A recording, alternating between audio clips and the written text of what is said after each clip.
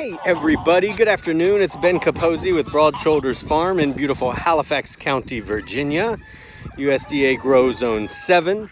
Today is Saturday, March 5th, 2022. And I'm just gonna take a quick second to talk about a project I'm working on that hopefully stacks a few functions or combines a few tasks into more of a larger plan rather than keeping them separate.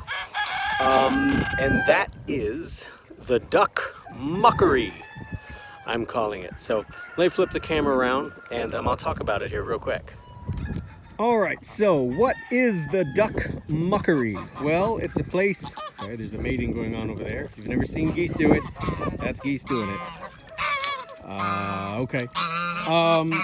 But so last year when I was working on the orchard, I would bring bales of hay out here and use them to help kind of define the rows, and the orchard just ate them. I mean, it just ate them. And I would mow with my little push mower and try and blow the grass clippings into the rows where, because see, there are trees planted here. They may not be obvious because they're quite small, but and like I said, the orchard just ate those bales of hay, which I was hoping to use for mulch.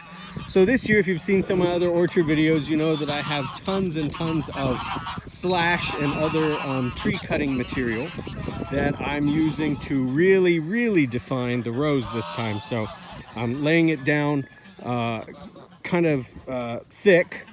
And if you're familiar with a German technique called Hugelkultur, which is essentially raised garden beds, this may look familiar, but it's a process of burying wood. And some of the benefits of that is that the wood, as it breaks down, builds beneficial relationships with the fungus in the soil and other bits of soil life.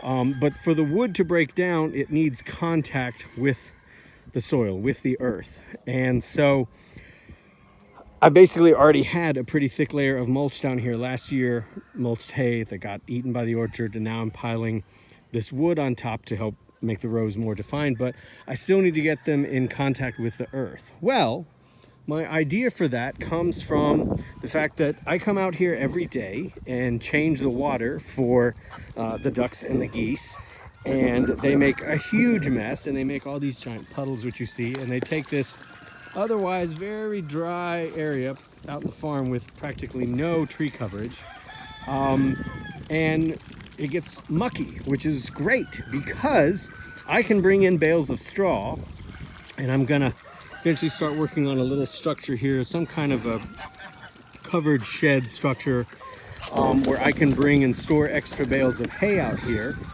that I can bust the bale open, spread it out a little bit, let the ducks and the geese poop in it, dump their water out into it, let it get in contact with our heavy clay soil here, and otherwise just get mucky. And then, Tex, do you think you're gonna charge me? What's up, buddy?